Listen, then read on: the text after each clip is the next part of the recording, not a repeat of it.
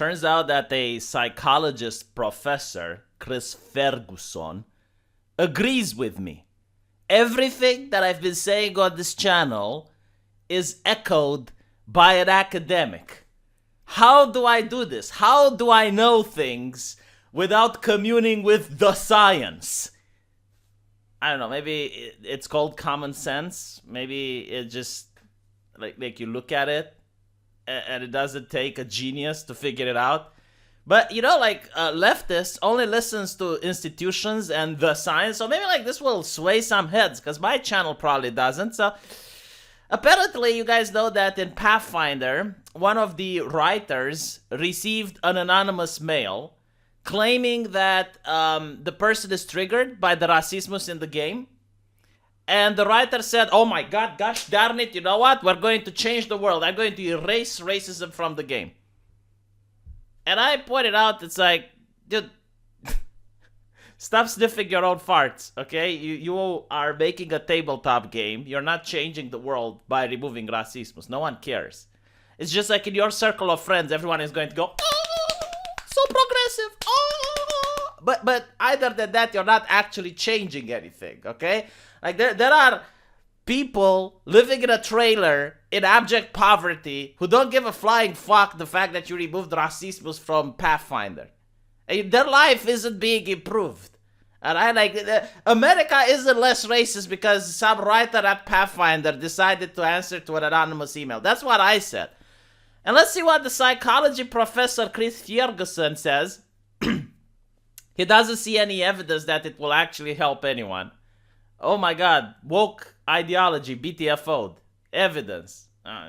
See, that's the problem. You're looking for evidence. You need to look for lived experience. That is the gold standard for anti-racism. It's the lived experience. Who are you to deny the lived experience?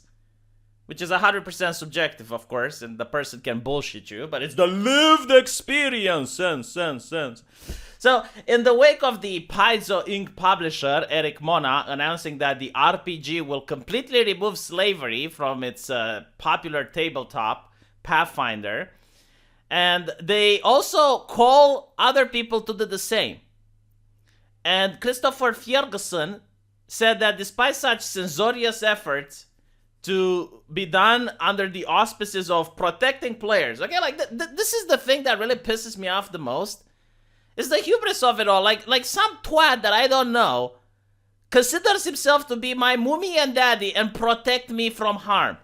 Like, motherfucker, who the fuck are you? Are you the police? No. Shut the fuck up then. You can't protect shit. You can't protect yourself from mean tweets on Twitter. Like, all these people that are trying to protect others from harm, they freak out when someone gives them some criticism on Twitter. And they're like, oh, I got harassment, oh, I'm in danger. It's like, okay, if you can't protect yourself from words on the internet, how can you protect others? It's not about protecting, is it? So anyway, apparently, there's no evidence that it will actually help anyone. Ferguson, who is a professor of psychology at the Stetson University, expounded his feelings towards the ongoing debate in a Medium article, which says that the piece issues a very real human history of slavery and a recap of the recent events that led to Paizo's decision to wholesale drop the concept of slavery from Pathfinder, before moving to ask the question that led him to write on the topic. Exactly what is this removal entail for the Pathfinder setting has been left a bit unclear. The more interesting question for me is whether this kind of decision actually helps anyone. Oh my god, finally someone with common sense. I didn't think those people exist at the university, but well, esoteric as they are, they do exist. Moving to address this question, Ferguson said, let's make an obvious distinction. If Pathfinder were portraying slavery as something that happened only to black people, or portrayed slaves as happy or deserving their condition, this would be explicitly racist and deserving of condemnation. Indeed, slavery is portrayed as evil and brutal, he clarified. Role-playing systems are generally pretty open, allowing players a free range of choices of how to behave, but the core rulebook explicitly suggests players be prohibited from owning slaves or profiting from slavery. So, I just want to point out that some of the best way you can reach people on why racism is wrong is through actually portraying it in fantasy and in fiction. Like here's an example, okay? I know this might shock Americans, but hear me out. This is legit my lived experience, if I can share it. I never experienced racism growing up because, well, Romania is an overwhelmingly majority white country. And the only thing you could experience here is probably like some ethnic struggles if you're in Transylvania, but I didn't even experience that. So when I played Witcher, which had a dwarf that was being threatened and almost they started beating him just because he was a dwarf, that made me understand just how vile it would be to be discriminated just because of how you're born. Like, there's nothing you can do to defend yourself because, well, it's not your fault for being a dwarf. So I understood a lot better. Like, I empathized a lot better because, like, up until then, it's like, yeah, racism wrong. But, like, how wrong? Now I got to see it. Now it was presented to me in a tasteful manner in a medium when I played The Witcher and I saw how everyone was hating elves and how everyone was hating the dwarves. And, you know, like, it's like, yeah, it's probably shit. Yeah, I would probably not like it if it was done to me. So I actually learned a lot through video games and through this, and it helped me grow as a person. But if you remove that aspect from the game, I mean, all I have is like some mortal busybodies telling me that it's wrong. And I guess I can take their word for it. But again, when you visualize it, like when you read The Mockingbird, the story, and you realize how unfair things are, that's a lot different, right? Like, you can have racism in a fiction, and it can actually help people understand why it's wrong and how wrong is it. You know, it's one thing to know communism is bad. It's another thing to live through it, for example. So, whatever, you know, fine. But like, even this university professor agrees with me. He says that individual games could ignore that. But it's a big world out there, so of course I can't say it never happens. The official rules could have remained unchanged, but people were free to remove slavery entirely from their games as well. This really isn't an important argument.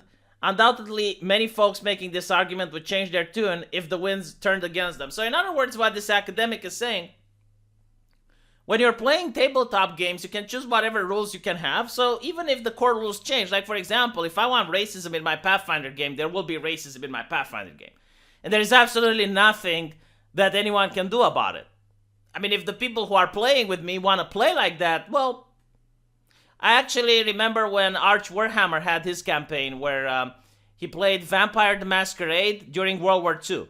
And it is actually lore-friendly that there were vampires within the Nazi ranks. So that was an interesting campaign. It actually managed to get a record number of viewers. I think we were like the second viewest live stream. Why? Because the campaign was edgy and it was something different. And people wanted to see it. But obviously, like, the developers of the game didn't like it. Obviously, they were freaking out about it. But there was nothing they could do, you know? Because, like, what can you do?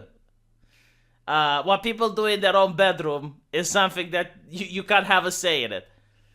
So, another thing which the academic said that this is very interesting.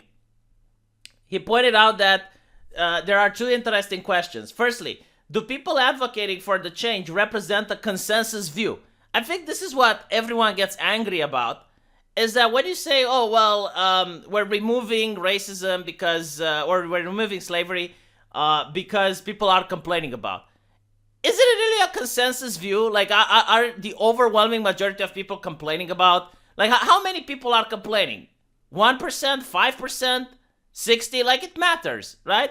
So you're trying to paint that every single black person in the world can't play Pathfinder because of the fact that it has slavery, which is absolutely nonsense, right? This has nothing to do with black people. This has only to do with progressive, probably middle-class people who are congratulating themselves. You know, why don't you get engaged with your community for a change? Why don't you actually go into the neighborhoods and help people out? No, for real. Like, legit question. If you actually care about minorities, why don't you actually go down there and help minorities out? instead of doing this trivial nonsense that doesn't help anyone. But you want to be congratulated as if you actually went down into the neighborhoods, right? You want to be congratulated as if you actually were a pillar of the minority community by doing absolutely nothing. So second, there is evidence that removing controversial material that isn't explicitly racist, sexist is helpful to players, whether combating racism or alleviating mental illness. So in the end, the academic actually says that this is troublesome because role-playing companies will benefit from understanding that the loudest voices are not always reflecting a community. And apparently, this can actually do more harm than good, even to the communities they ostensibly are speaking for. So, brilliant piece. I'm glad that an academic agrees with me. I guess the science is on my side. I feel like Dr. Fauci now. Let me know what you guys think, and I'll see you in the comment section. Take care.